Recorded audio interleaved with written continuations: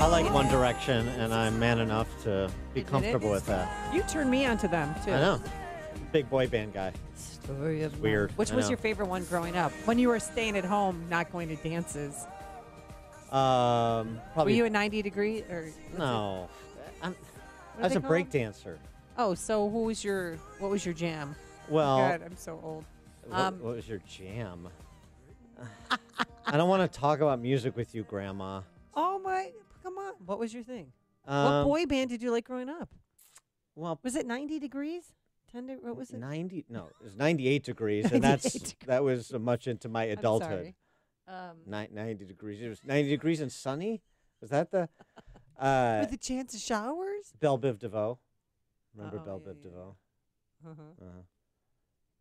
That's it. What was your favorite boy band? The Platters when you were growing up? Bobby Vinton. We are efforting, should know before we get to the September jobs numbers, our big story this morning, the homecoming queen in the house, my vicarious connection to popularity. Big event tonight, Hersey High School, old women in pickup trucks wearing jewelry, and then they'll be followed by some mediocre high school football. So you want to get your tickets. Well, we are efforting the homecoming king, Jeff Wilcox. Wilco. Otherwise known as Squee. Yeah. To see if he's going to be attending tonight. Because what's a queen? J-Dog. Well, what's a queen without her king, really? Don't make me do this alone, Jeff Wilcox. That'd be a great reunion. Wonder how time has dealt with him. Probably well. We'll see. All right. Hopefully. Now we turn our attention to somebody who played stellar collegiate high school football. That's how he got a college scholarship to play football. Really? What position was he? Scott Shellady. Yeah. Where? D1? Are you D1 or D2? He played at Colorado. Oh, nice. I think he was a nimble halfback, if I remember correctly. I wonder if he knows Ryan Cervini, because Ryan Cervini played at Colorado. Cheverini, right. What? Name assassinator. Hey, Scott, do you know Ryan Cheverini? Not personally, but the last 5 minutes, I have to tell you, have been absolutely riveting. Thank you very much. The show. To pretend like you don't like high school gossip. Go ahead. You just pretend.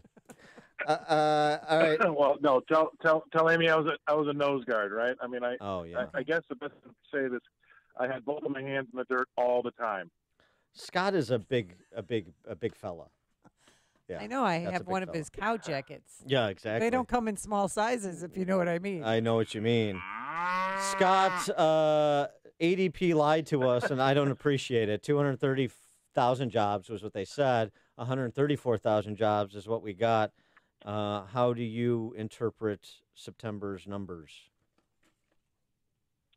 Okay. I mean, if you look, we had a huge revision to last month. We got 201 last month, and they added another 69 to it. So last month really was 270. So you take the revision of last month, add it to this month's decline, and it's okay. And I think the market was looking for something to be a little bit okay, not too hot, because if it was going to be too hot, there's only two things that can stall a stock market rally, and one of them is the Fed, and the other one's interest rates, and sometimes they both do. But really, it doesn't look like inflation is going to be affecting interest rates as much, because we just don't see that really taking off. I mean, average hour earnings came in as expected at 2.8%.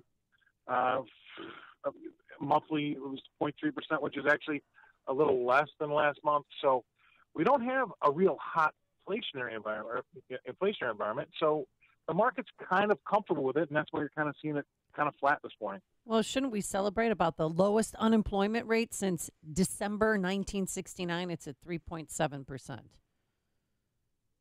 Yeah, I was either December or July. I was going to do the summer of '69. Would have been a much better lead-in. Hey-o. Sure. But yeah, we don't like Bryan Adams here. It's a Bryan Adams that was zone. when I was in high school. Sorry. Yeah. Me too.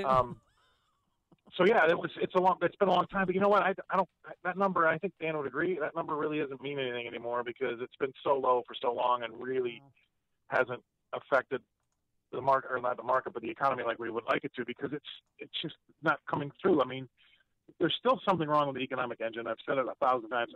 Powell doesn't know quite what it is yet either. But if you just consider everything we put into it, and the kitchen sink. We've thrown at this problem of trying to make sure the economy gets going. It's going, right? I'm not quite sure how stable it is, but it's definitely going.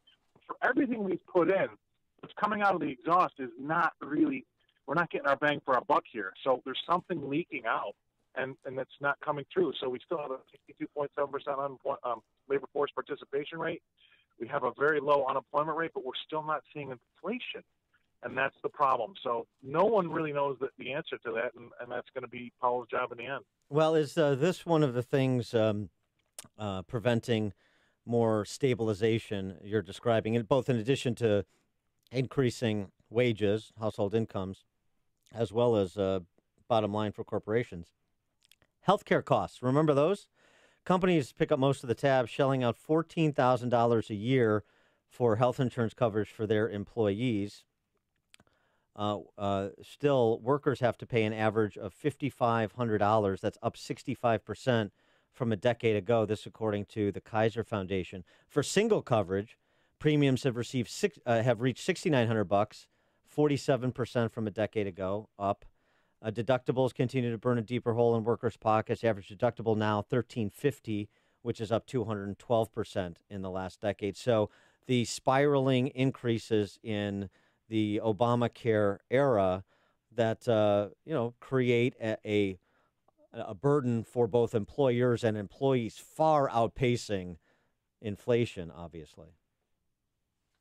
Yeah, I mean, remember, and I guess it's mildly controversial, but this whole tit for tat that you're seeing Congress do right now, where we're just lobbing grenades, Republicans against Democrats, right? There's no crossing the aisle. It's us against them. And I believe this really all started with Obama and how he jammed that health care bill down everybody's throat, regardless. He did not care. And so I think the playing ground, changed then when he did that with 20%, 1/5 of our economy.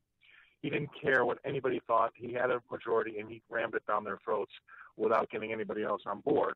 And ever since then, we've had this kind of very divisive, and it's only gotten worse, situation that we're in now. And obviously, you can see what's happening with the Supreme Court.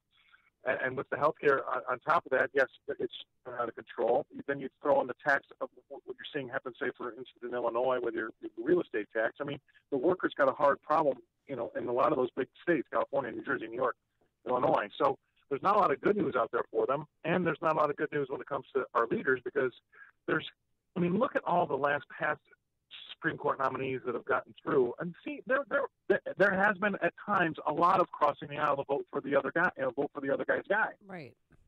And it's just not happening, and I believe that started with this healthcare stuff that you just mentioned. So you really believe it's because of the healthcare? No, that's what they voted their shares. Yeah.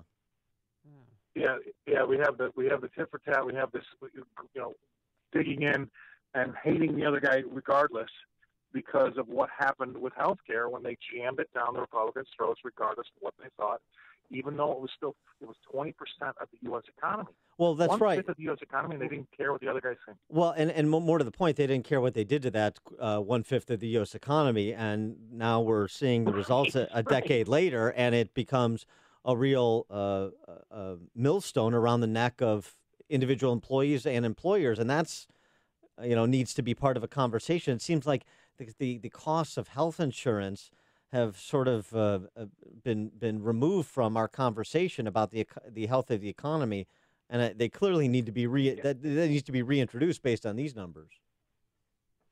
Okay, but yeah, exactly right. And I'll take it one step further, Dan and Amy. Look, when the government's involved, i.e. healthcare, or when the government's involved, i.e. student loans, what happens to those markets? I mean, it's pretty plain and simple to me. When the lender of last resort for your college education is the government, colleges ramp up. Look at how much they've outpaced inflation as far as college fees have gone. And the same thing with healthcare. I mean, it's an absolute abject disaster. And this is now coming down on young people. I mean, you just said the single-person healthcare coverage is ramped up, too. Look what they're going to have to pay in student loans. It's when you get the government involved at this level, it really starts to make a bad, bad difference. As we're looking at Dow, that's up about 50% since Trump took office. You have people saying, look, this bull market is going to continue into 2020, into his reelection year, and we could be looking at Dow 30,000. Are you still or I shouldn't say, are you an optimist that this bull market is going to continue for the short term at least? Yeah, my indicator is corporate earnings. As long as they're coming in, okay, the market will still be okay. We'll have some hiccups along the way if you start to see these interest rates really, rise rapidly. If they rise slowly, it's no big deal. So just keep an eye on rapidly rising interest rates and or corporate earnings starting to fail. That would curtail the stock market for sure. But if corporate earnings still keep coming in good and we see a slow rise in interest rates, then things will stay healthy.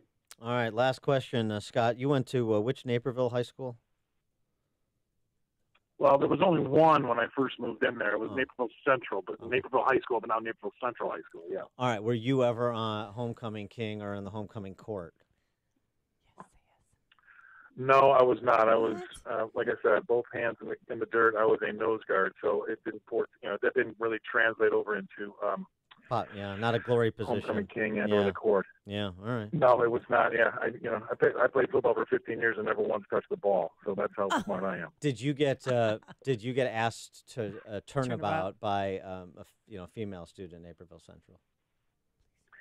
I think we called that Sadie Hawkins back then. Yeah, Sadie Hawkins. Did get asked, believe it or not. Yeah. All right. I think I came back shortly thereafter. Yeah. All right. Well, congratulations on the Sadie Hawkins Day dance, and thanks for joining us to pour over these jobs numbers. Appreciate it. Talk to you later. Okay. Thanks, Scott. See ya. Thanks. And he joined us on our turnkey.pro